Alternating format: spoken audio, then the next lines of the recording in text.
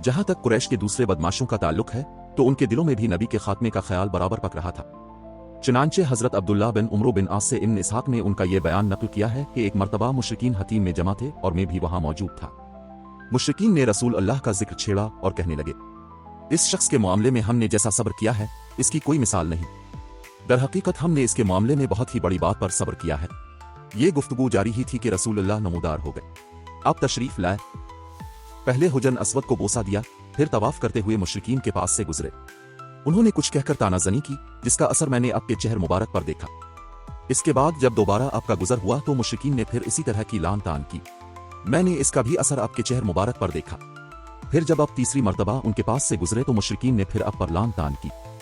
इस मर्तबा आप ठहर गए और फरमाया, ए कुरैश के लोगों, सुन रहे हो? इस जात की कसम जिसके हाथ में मेरी जान है, मैं तुम्हारे पास तुम्हारे कत्ल ज़बह का हुक्म लेकर आया हूं। आपके इस इरशाद ने लोगों को पकड़ लिया। उन पर ऐसा सुकूत तारी हो गया गोया हर शख्स के सर पर चिड़िया बैठी हो। यहां तक कि जो शख्स आपके खिलाफ सबसे ज्यादा सख्त था वो भी बेहतरीन अल्फाज में अब से मुआफी और रहमत का तलबगार होने लगा और कहने लगा, अबुल कासिम, वापस जाइए, खुदा की किस्म आप कभी भी नादान न थे। हजरत अबू बकर की रसूल अल्लाह के दिफा में मुदाखलत। दूसरे दिन कुरैश फिर उसी तरह जमा होकर आपका जिक्र कर रहे थे कि आप नमूदार हुए। देखते ही सब एक आदमी की तरह आप पर पिल पड़े और आपको घेर लिया। फिर मैंने एक आदमी को देखा कि इसने आपकी गर्दन के पास से चादर पकड़ ली और इसे बिल देने लगा।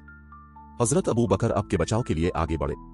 वो रोते जाते थे और कहते जाते थे, क्या तुम लोग एक आदमी को सिर्फ इसलिए कत्ल कर रहे हो कि वो कहता है मेरा रब अल्लाह है? इसके बाद वो लोग आपको छोड़कर वापस चले गए। हजरत अब्दुल्लाह बिन उमरो बिन आस कहते हैं, ये सबसे सख्त तरीन ईज़ा रसानी थी जो मैंने कुरैश को कभी करते हुए देखी। हजरत अक़बा बिन इब्बी मौत का गला घोंटना।